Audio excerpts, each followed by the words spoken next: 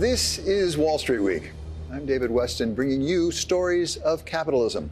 This week, two tales of second acts. Netflix founder Reed Hastings from the top of his Powder Mountain, where he is building a private ski resort for those looking for a little less traffic on the slopes. And from Edna Valley, California, former Raytheon CEO Bill Swanson shows us how he is combining his experience running a major defense firm with what his Croatian grandfather taught him about growing grapes. But we start with a story of reflection, reflecting back on a time only 5 short years ago when the coronavirus caused one of the deadliest pandemics in human history. But with the world back to normal, we can now reflect on what has changed, what has not, and how the world can better prepare itself for the next time. I have decided to take several strong but necessary actions to protect the health and well-being of all Americans. We have issued guidance on school closures, social distancing, and reducing large gatherings. Most of us remember where we were in mid-March of 2020, a time of empty streets, lockdowns, and economic turmoil. The S&P 500 slumped close to 20% in 1 month. The U.S. economy simply came to a stop almost overnight, and initial jobless claims surged to more than 6 million in a matter of weeks. This blows away even the forecasts, almost 6.7 million this week. It just goes to point out how bad this is for the overall U.S. economy. Well, the global economy, of course, including the U.S. and Europe, got a huge shock. Torsten Slok is Apollo's chief economist. The shock created quite some significant changes for different sectors, because when you suddenly had in 2019 that the way the economy was working, with services playing a certain role, goods playing a certain role, and from one day to the other, goods played a much, much bigger role because we were sitting at home ordering things online, and services, we couldn't go out to restaurants, we couldn't go to theme parks, we couldn't travel, suddenly got a huge decline. That change, of course, played a significant role in how the economy responded. Wash your hands often or use hand sanitizer. Two of the sectors affected were travel. Pretty much every aspect of travel changed. I mean, it went off a cliff for quite a while. And healthcare. You know, I always say trust is the currency of public health, and right now it's bankrupt. Healthcare was where we all were focused in the spring of 2020. Dr. Charity Dean is now CEO and co-founder of the Public Health Company. But in 2020, she was the assistant director of the California Department of Public Health.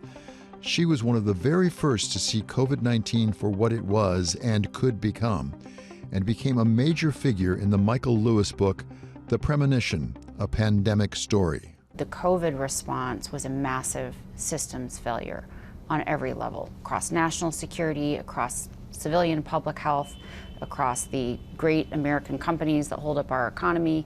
We did not actually have the capabilities to respond to it. And my view of that gets clearer and clearer 5 years later as I understand just how deep that devastation was.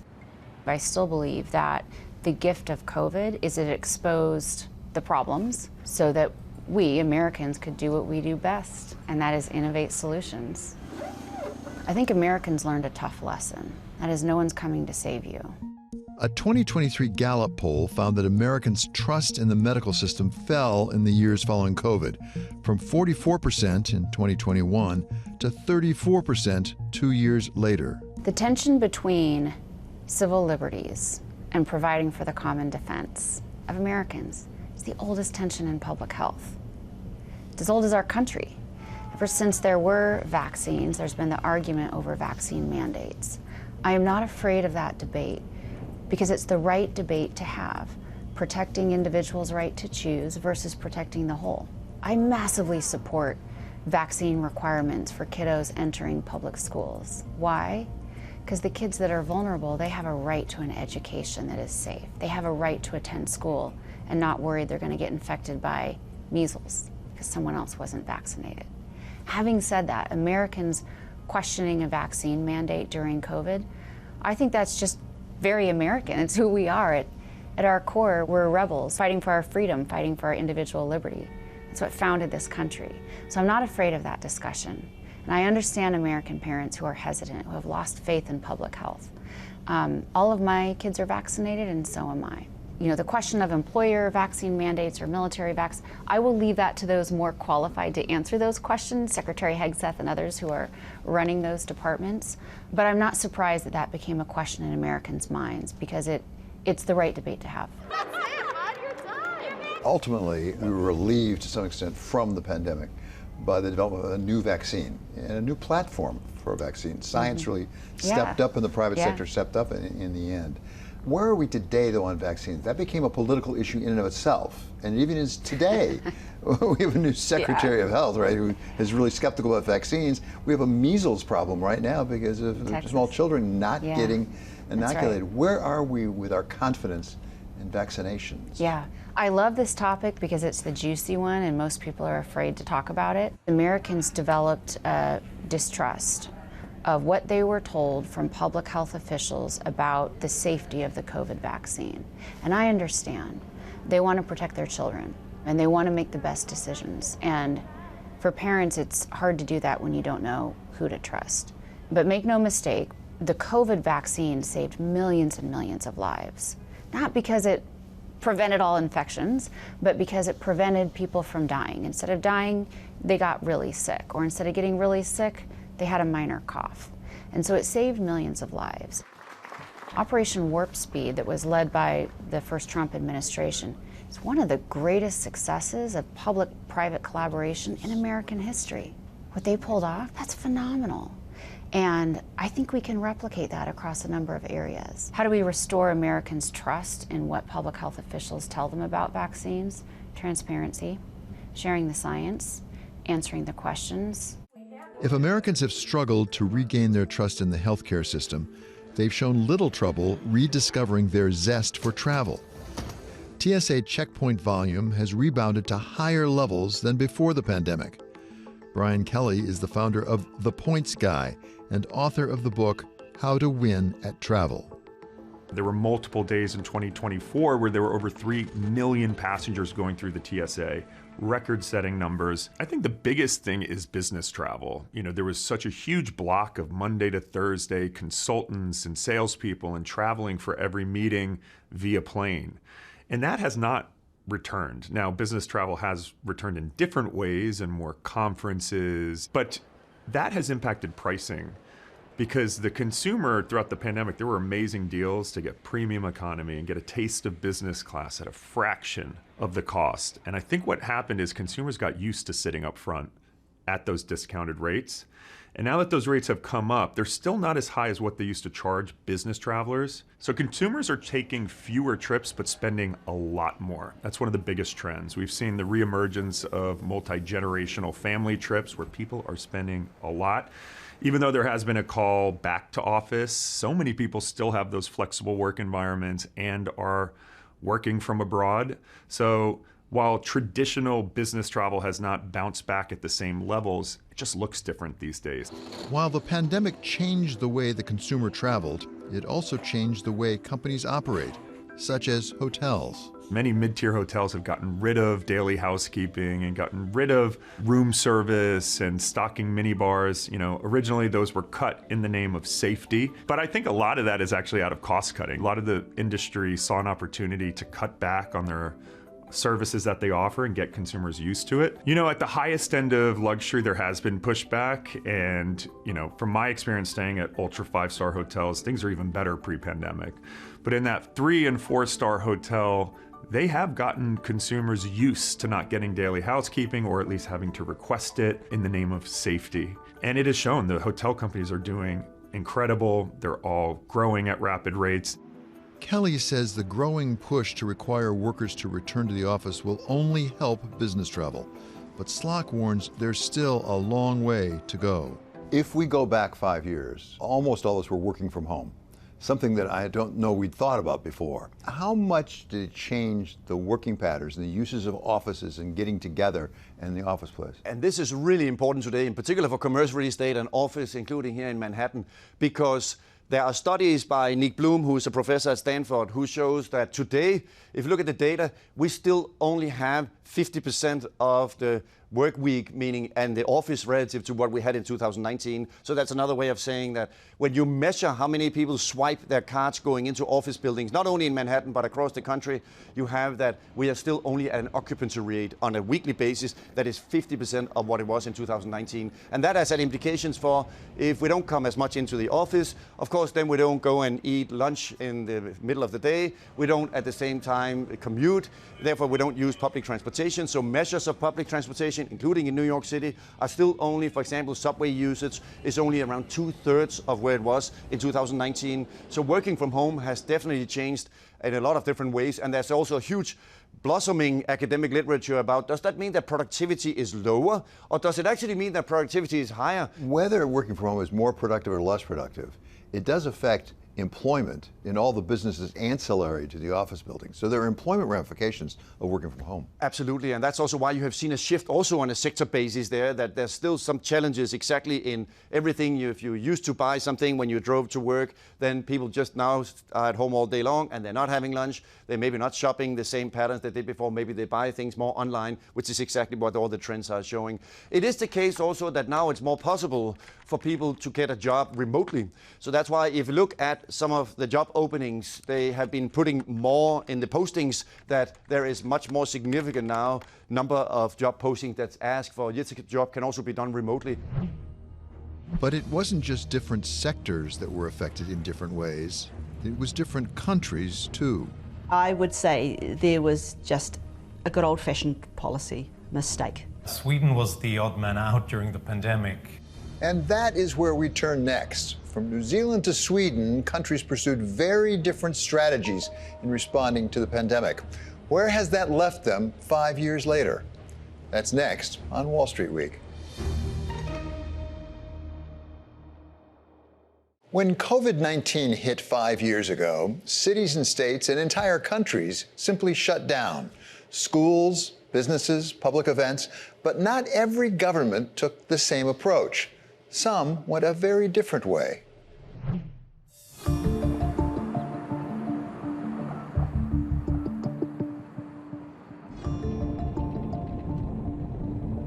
I will soon be taking emergency action, which is unprecedented, to provide financial relief. We will close our border to any non-residents and citizens attempting to travel here. We are not telling people to stay indoors. Looking back on it, can we see that one worked better than the other? Well, I do think we can conclude now. Of course, we all had to make sure that health was the number one priority. But there were certainly also different countries, including New Zealand and Sweden, that also took different approaches and therefore ended up having also different outcomes. And it has generally been the case today, now that we know that the pandemic, quote unquote, only lasted for a somewhat limited time, that it did turn out to be a better situation to have allowed more flexibility and not be so rigid in terms of what the health restrictions were. Sweden is one that took that less restrictive approach, avoiding lockdown measures and letting people decide for themselves, an approach that was ridiculed around the world. As a Swede, I felt quite attacked and harassed during the pandemic, and both foreign friends and media constantly got in touch asking me, are you all crazy over there in Sweden? And we got it from all sides of the political spectrum as well. People saying that Sweden is a cautionary tale. I read that in the New York Times. And President Donald Trump at the time said that, look, Sweden is suffering tremendously. Hundreds of thousands of Americans would die if we do what the Swedes do. So we were basically not very popular at that time, and it felt like we had to defend ourselves. I think many people had a vested interest in explaining the Swedish model a failure before we saw the results. And the results, as it turned out, were better than expected. Johan Norberg is a senior fellow at the Cato Institute. His report on Sweden's pandemic response found that where models forecast a death toll of more than 80,000 by July 2020, Sweden had suffered fewer than 6,000 by that point. The other aspect is what the Swedish Public Health Agency said. yes, we might have more cases and deaths early on in Sweden, but this will even out in the long run because no country can completely shut itself off unless they're a tiny island far away from everything. And this is exactly what happened. If you look at total cumulative excess deaths during the whole pandemic period, Sweden came out with one of the lowest excess death rates all over Europe, and less than half of the excess death rate of Britain and the United States. So I think in the end, when we look at the numbers, when we look at the data, I think even some of the opponents of the Swedish model would say that, yeah, we didn't risk people's lives. In fact, it worked out better than in most other rich countries. Half a world away, New Zealand took yet a third approach. It locked down its borders and implemented strict lockdown measures to avoid community transmission, suffering just 25 deaths from COVID in 2020. But it meant the country was effectively shut off from the rest of the world. Sharon Zollner is the chief economist for New Zealand at ANZ Bank. It was chaos when COVID first hit, of course, like it was everywhere. Massive uncertainty about what was going to happen. We saw a crash in business confidence. We saw monetary policy ease dramatically. And of course, we had the wage subsidies rolled out very quickly. Of course, inevitably, it was a bit slapdash. But I think probably the single biggest forecasting mistake we all made, the government, the Reserve Bank, private sector, was underestimating just how effective those wage subsidies were going to be. Essentially, we were thinking of COVID as primarily a big negative shock to demand, that it was going to destroy confidence, that we were at risk of a depression. And of course, the GDP numbers were all over the place. You hit pause on an economy and you get crazy things like GDP falling 20% in a quarter. But what we learned ultimately was that those numbers didn't mean anything. All our models saying if GDP does this, then house prices will do that, or GDP does that, this will happen to employment, they all broke immediately, of course, because this wasn't a normal slowdown in GDP. It was an artificial stop, and then a restart, and then a stop, and then a restart. The data, of course, was pandemonium, and it's easy with hindsight to spot the mistakes that were made. But essentially, it boils down to diagnosing COVID as primarily a demand shock. It was not. It was primarily a supply shock once you take into account the wage subsidy.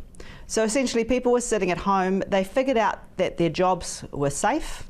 They worked out that they were very bored, and that interest rates were the lowest we've ever seen. The housing market started to take off, and everyone went internet shopping. And we saw, as well as just a surge in demand, we saw a big substitution from services to goods. So you couldn't go on holiday to Fiji, so you got a spa instead. New Zealand spent close to $20 billion between 2020 and 2021 in a wage subsidy program that supported 47% of its jobs. The first lockdowns were incredibly expensive, of course, for fiscal policy, but they were hugely successful. They bought us a year of normality that other economies didn't have. But I would say there was just a good old-fashioned policy mistake from fiscal policy and monetary policy. If you look at fiscal policy, other countries also went all out with the wage subsidies and a big surge in spending, but then they wound it back very quickly. We didn't. We didn't have to, because our government debt was very low to start with in an international comparison. We also had a left-leaning government. They had pre-funded using that large-scale asset program, so they had money sitting there saying, what shall I do with this? And they had a very, very ambitious reform program in a whole lot of areas, nothing to do with COVID. So the fiscal policy remained extremely expansionary for years. So at the same time that the private sector demand was very, very strong because of the super low interest rates. And so we had pro-cyclical fiscal policy. We had monetary and fiscal policy ultimately working against each other. Once, monetary policy is a lot quicker to turn. And so the Reserve Bank's like, oops, okay, inflation's an awful lot higher than we thought. The economy is actually a lot more overheated than we thought. we need to change direction. Fiscal policy is a much, much slower ship to turn, even if all your weight's on the wheel, and it wasn't. So essentially for quite a long period you had monetary and fiscal policy working against each other. Of course, we've had a doozy of a recession. We've had a very large recession last year, so fiscal policy has also started to turn, but we're still forecasting deficits on all the metrics for years to come. So essentially the main difference between the economy before COVID and now is that our government debt has broadly doubled. So it still looks quite reasonable in an international comparison, but our entire country is built on a fault line.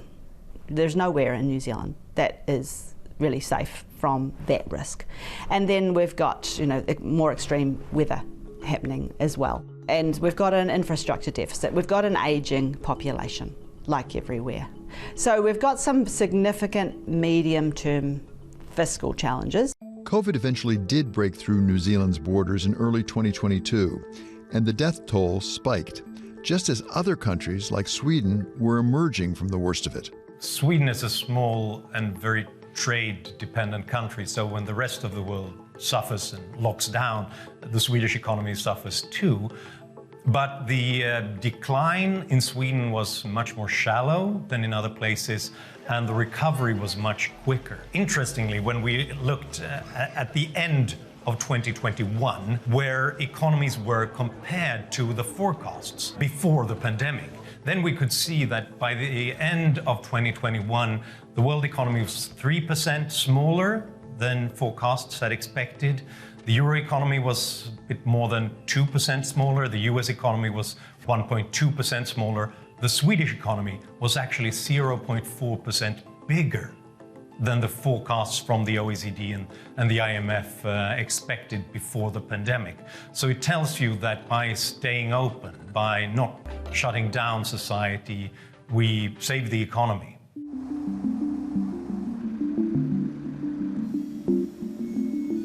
In the end, it may be hard to be sure which of the range of approaches worked better than others. We'd all rather forget about the pain and uncertainty of 5 years ago, which may make it hard to anticipate the next one and know which way to go. During the pandemic era, we had more attention paid to Sweden than ever before, I think. And I was constantly asked about what was going on in Sweden. But afterwards, not a sound. Very few got in touch to see what actually happened. And you're actually one of the few media companies who get in touch to think about, okay, we all thought that Swedes were crazy and that everything was going to the dogs. Now, 5 years later, what really happened? You would think that that would be of interest to people, but it seems like we just want to forget and move on. More bad, spooky stuff is possible today than ever before, but so is the tooling. I am surrounded by a tribe of people, public servants, some of whom are in government, some of whom are out of government, who are working on building those solutions today for defense, for health security, for intelligence, and I am ever full of hope. Coming up, we tell the stories of two very different second acts from highly successful CEOs, starting with Netflix founder Reed Hastings, and how his quest for smaller crowds on the ski slopes led him to buy an entire mountain.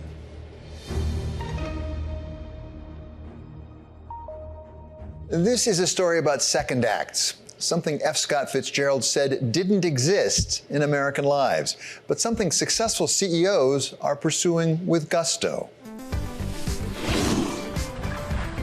Every year, tens of millions of people flock to hundreds of slopes across the country to satisfy the leg workout they crave all summer long.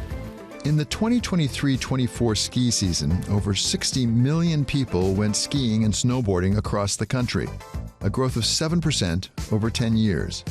And as the sport has become more accessible through multi-mountain passes, and climate change shortens the length of the ski season, more experienced skiers and snowboarders are craving exclusivity. And there's 5,000 acres through here. Something Reed Hastings decided to do something about. We're at Powder Mountain. It's 10,000 acres of skiing, one of the largest resorts in the world. Half of it roughly is public and half of it is Powder Haven, or a private skiing resort. And it's been tremendously exciting these last 2 years to be putting this together. You might recognize Hastings from his 25-year tenure as CEO of Netflix. He joined the board of Bloomberg LP in October of 2023. Hastings started Netflix back in 1997, growing it from a DVD rental service with $270,000 in annual revenue its first year into a global streaming giant, bringing in $33.7 billion when he stepped down in 2023. David, we're one of the areas that is a new neighborhood coming. So it's beautiful aspens, incredible views. There'll be 37 lots here. That's our land. But through it all, Hastings maintained his passion for skiing. When did you first ski? Where did you find your love of skiing?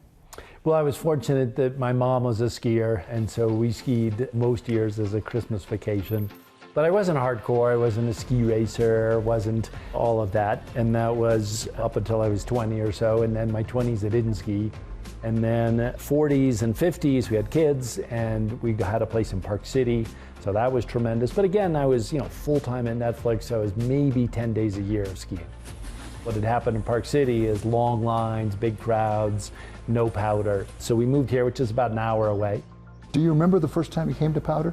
Yeah, absolutely. It was Christmas in 2016, super crowded in Park City. Drove over here, and then it was just wide open, incredible Powder. We fell in love with uncrowded, the high altitude, which keeps the snow very good, and the community, very warm and generous. What's up? And then I retired from Netflix and then invested in Powder and eventually started running it. You heard that right. Reed loved the mountain so much, he bought it. The Netflix tycoon is now taking on a new challenge, building and partially privatizing a ski resort community after identifying a part of the market he thought wasn't being served. You're only really making a difference when you're changing the rules. At Powder, we're the first one to be fusing private club skiing and public skiing together. In golf, about 25% of US golf courses, 4,000 and 16,000, are private. And that's because you get better tee times, you get a clubhouse, social interaction. Sometimes they're residential, sometimes not. But in skiing, it's really just been Yellowstone Club and Wasatch Peaks Ranch. So we're only the third out of 500. So there's tremendous demand as people move to the subscription club orientation. So changing the ski industry is something that's the next big challenge. There was an attempt here on Powder Mountain before, which I think brought you here originally. Why did that one fail, and why is this one different? You know, that was all public skiing, and it's very difficult to compete with Epic and Icon. Those are really the transformative forces for high-crowded, low-cost resorts. And Powder tried to differentiate, but did not have the private skiing. So I was here just as a member or as a homeowner. And then post-Netflix, I had the time and I had the capital, fortunately, to really do this transformation. How do you grow this business? You know, if I was younger, I might be tempted to try to replicate this and do in every state of the union. But for me, we're just going to build in one incredible boutique. It's a real estate business. The difference here is when the owner-operator lives in the community, it's really driven from the community. So that's true of Yellowstone, it's true of Powder. We're building up the clubhouse and the club restaurants and building a lodge and doing other things to make it so you can spend a long time. Hastings has a real estate team devoted to the mountain, the first phase of a 5 to 10 year project. We're really upgrading everything. We expanded land to be able to fit both a fantastic private skiing experience. And private skiing is 600 families get to enjoy 5,000 acres. I mean, it's fantastic. You know all the people on the lift because of the clubbiness. There's untracked powder days after the last storm. It's fantastic. And then also to have a really vibrant public resort. And we're building that up over the next 5-10 years, and really to make Powder a sense of curated beauty where art plays a major role. And so it's the crossover of people who are enhanced and inspired by art, as well as love the adrenaline of skiing. So the Powder Haven development phasing is at its early infancy.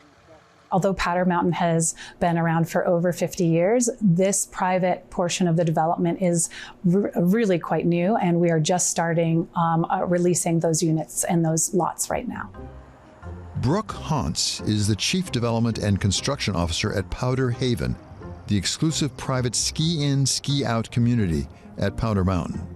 Powder Mountain caters to all types of skiers and snowboarders, from first-time skiers through expert, who have a passion and an enjoyment of really the sport in its kind of more natural forms. Because currently on the mountain, we have not a lot of amenities, and it's more of a natural, what skiing used to be. And what a lot of people, particularly those with mega passes, say, that's what I love about skiing. So people that buy into Powder Mountain as part of the club will be able to share their homes with others through an internal rental program. And so if you're a guest or an owner at Powder Mountain, you would be able to rent or take part in a lease program with other owners. But otherwise, no, the membership is closed.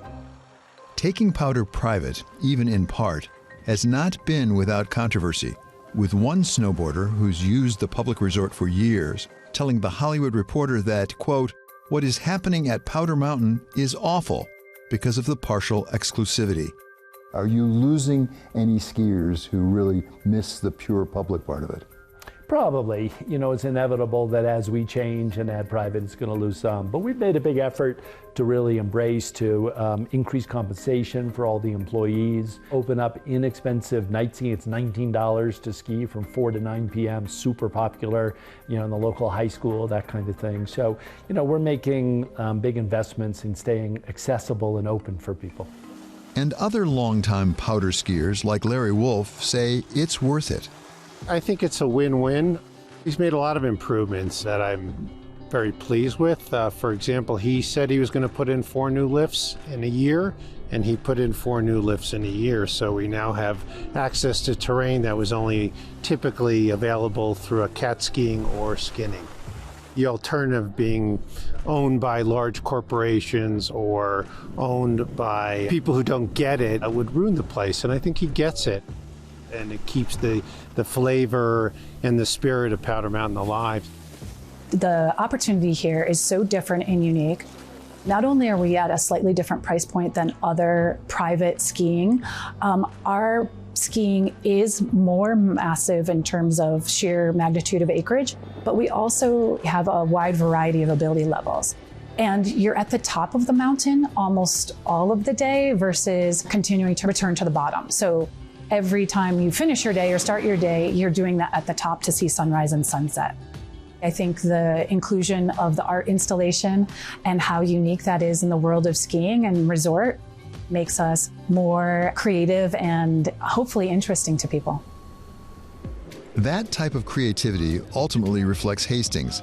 From media mogul to ski resort oracle, he has drawn from his past life to pursue his second act, this time without the same pressure to maximize the bottom line. But we don't want to be cookie cutter. You are investing a lot, capital investment into lifts, facilities here and things like that. How does the money flow? How do you cover that cost?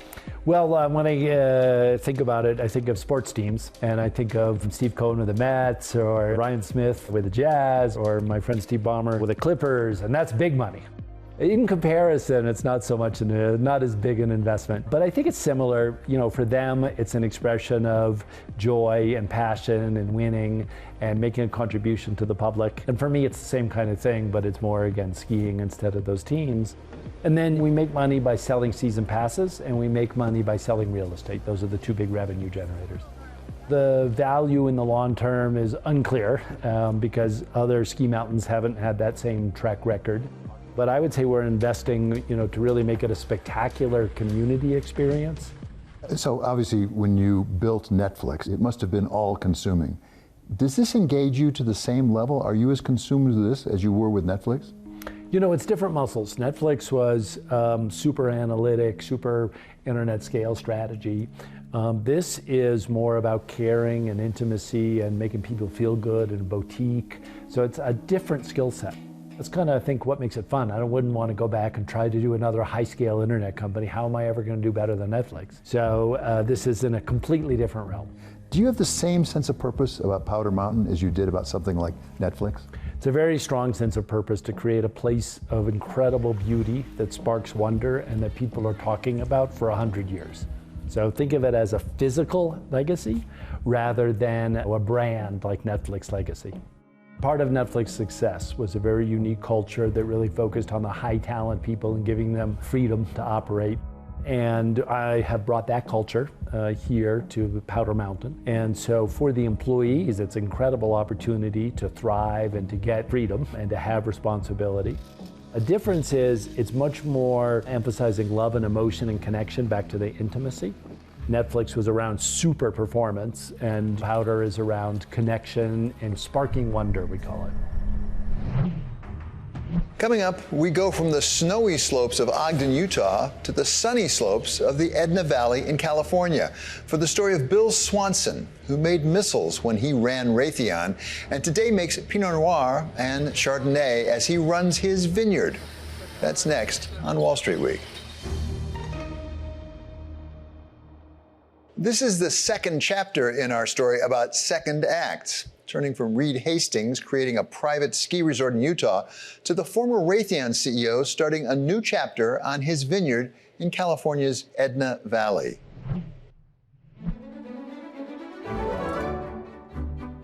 The key to me is that when you have a lot of people work for you, you realize what happens to them after they retire. And one of the things I found is that you can't fish for 7 days. You can't play golf 7 days a week. You got to keep your mind going. And those that had a way to keep their mind going lived a long life.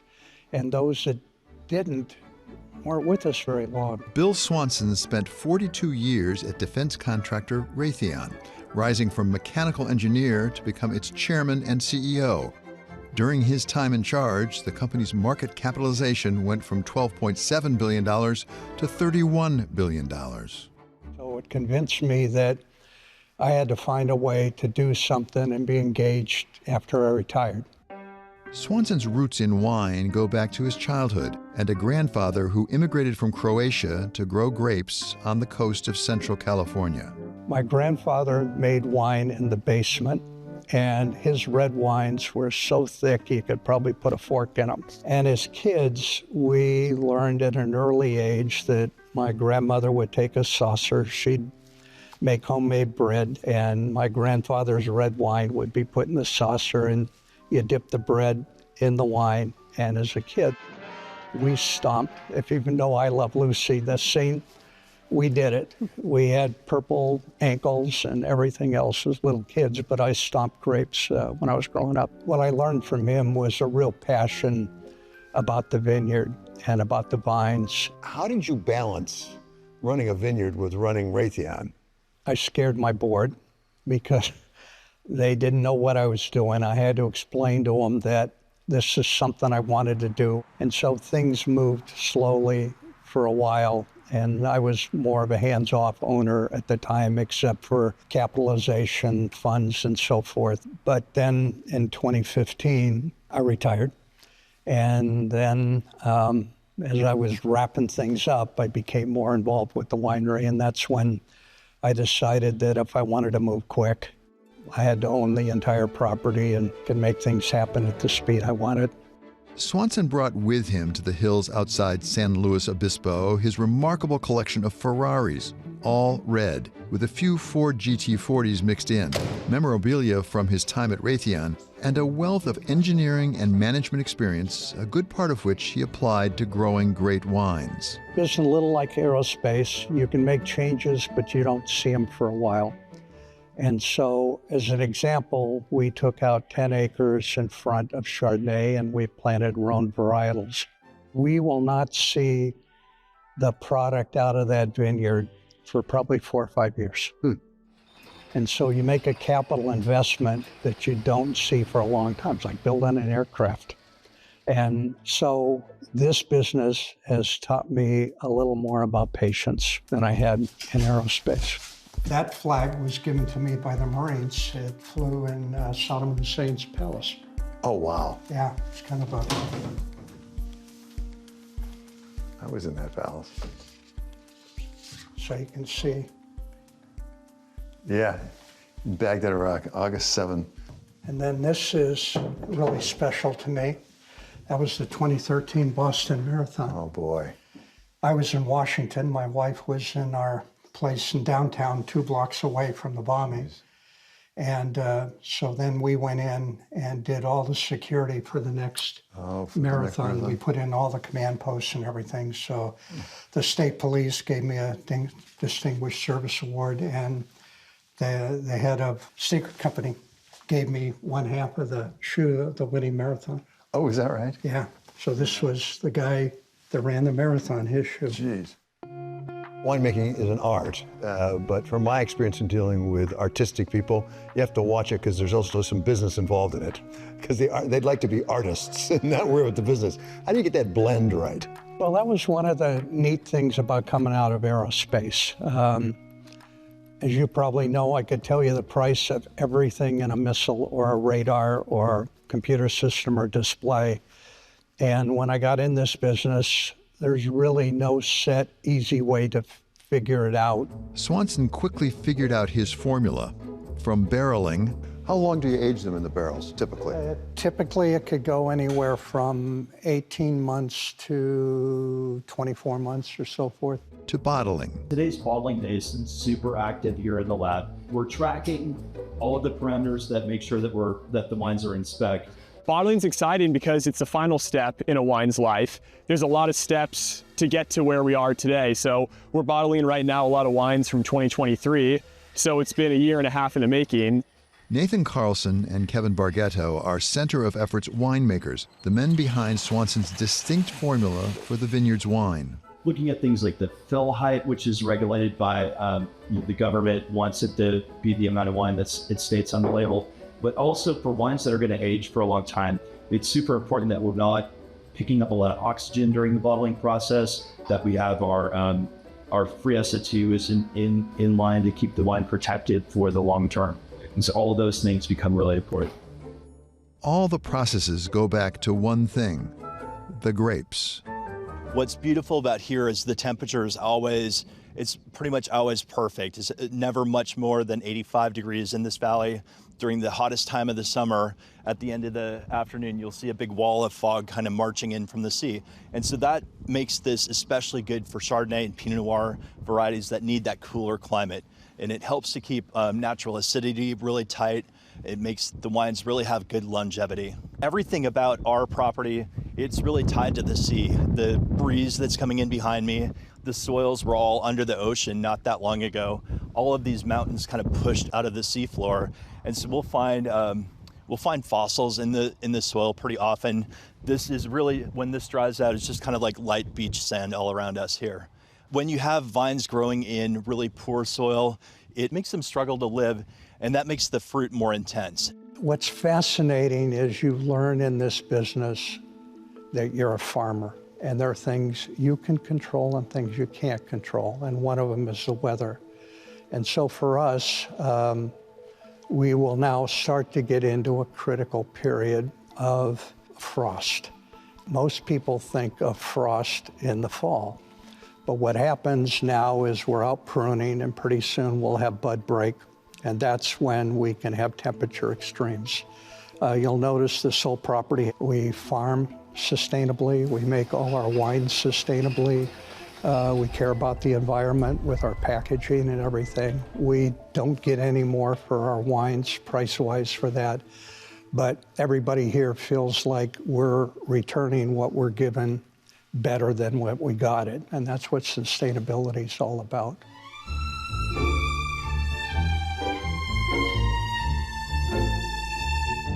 What's the objective? Is it to make money? Is it for the fun of it? Why are you really doing it?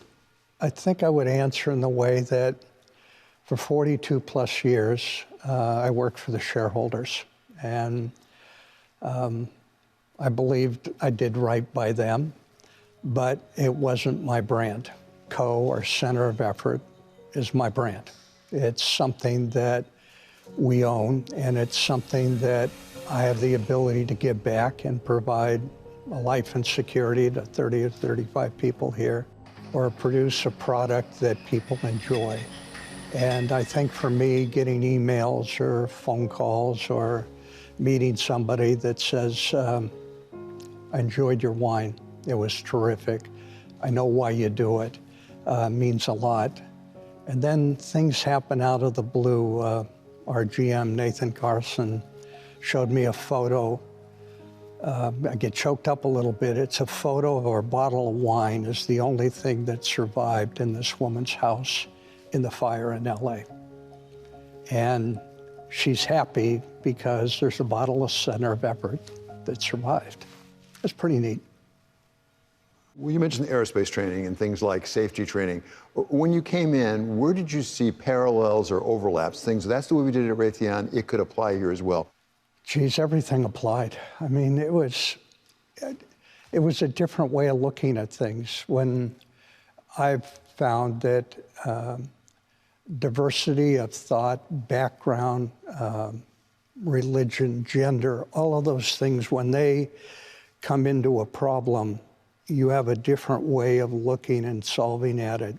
And what I found here is that my background, the team's background and everything, when you look at something, we come up with pretty good solutions.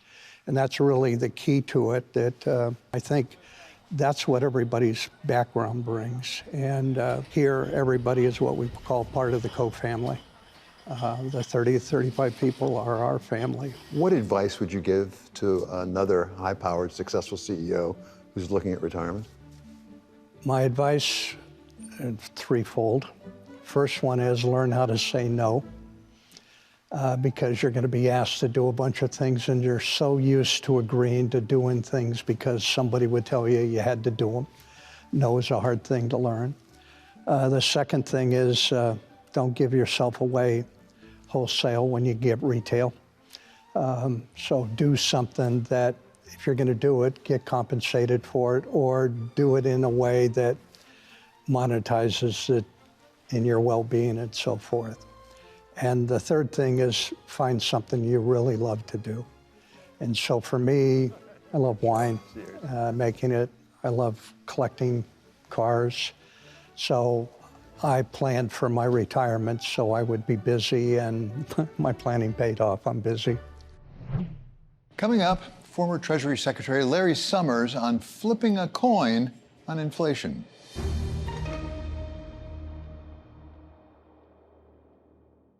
Numbers for the U.S. economy have been getting softer, with some economists returning to talk about a possible recession. Our special contributor Larry Summers of Harvard has spent a good part of his career advising presidents on the state of the economy, and he is more concerned than he has been recently. David, I think we've seen a sea change in perception in the just almost 2 months since President Trump was inaugurated. At that time, the prevailing view was very strong economy, possibly inflation, risk, United States exceptionalism relative to the rest of the world, likely to manifest itself in continued U.S. outperformance.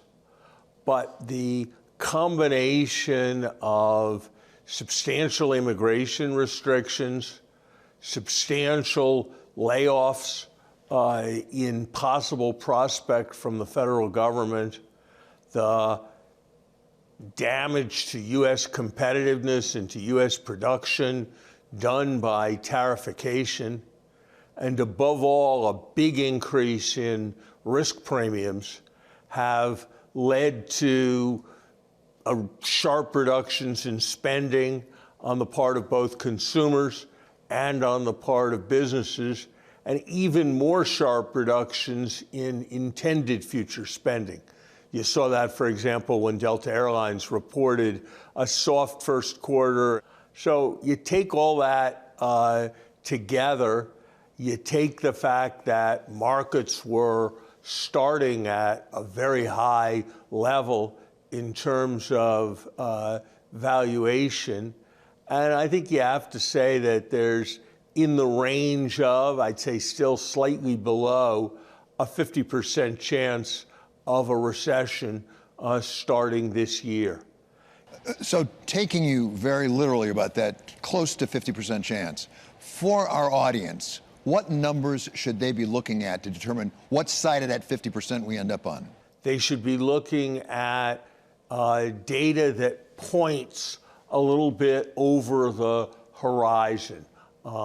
Data on order books of businesses, data on consumer intentions to buy a car or to buy a house in the next several months as an indicator for judging what is going to happen.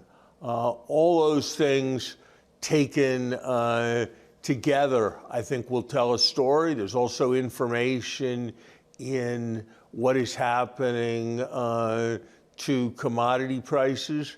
And I pay a lot of attention to the various compilations that come from investment analysts who are very close to firms, who are reporting which way the firms are revising their own forecasts of future revenue and future earnings.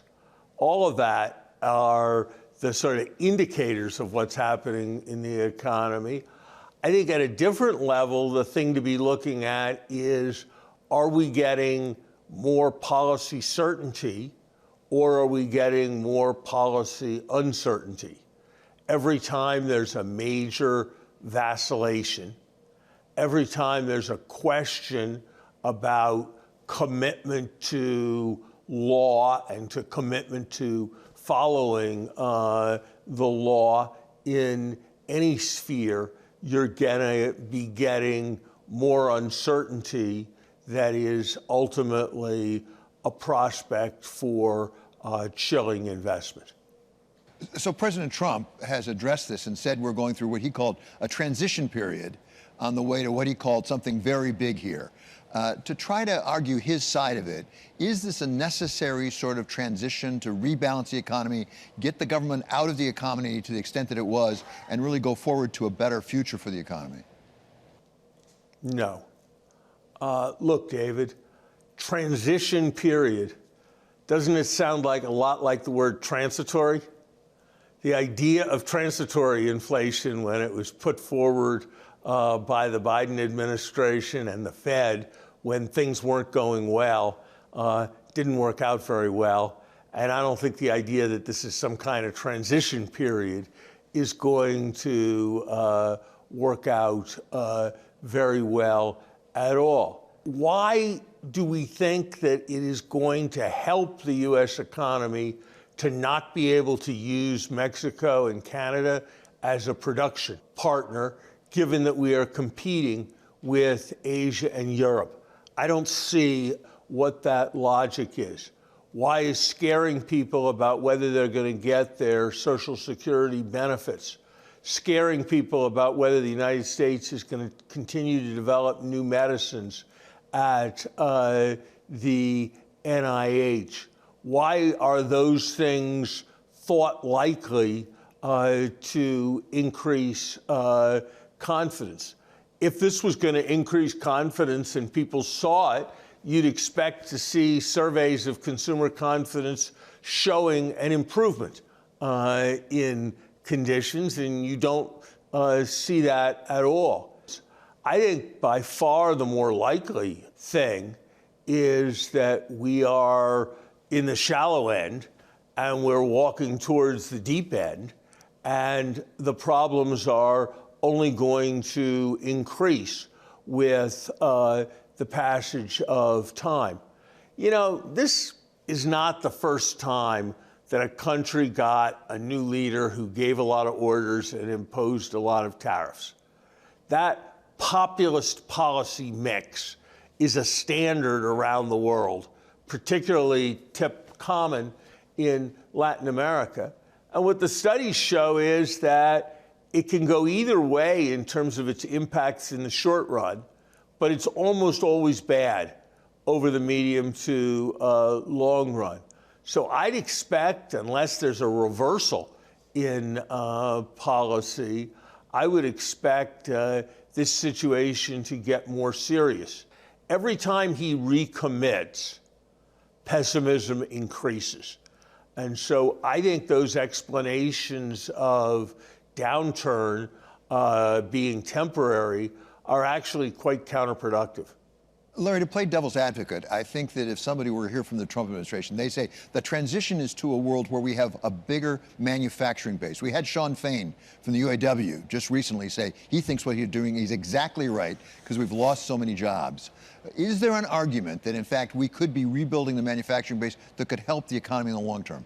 Manufacturing has trended downwards for 60 years. It has trended downwards in Germany as a share of the economy. It has even trended downwards in China as a share of the economy. There's a reason, which is that there's just lots that used to be done by people on assembly lines that can now be done by machines. And there may be blips from one year to the next, but the idea that we were going to have some kind of durable manufacturing renaissance was a chimera when Joe Biden said it, and it's an illusion when Donald Trump says it. And the much more likely thing is that the particular kinds of protection that the Trump administration is stressing are actually going to hurt manufacturing. That does it for us here on Wall Street Week. I'm David Weston. See you next week for more stories of capitalism.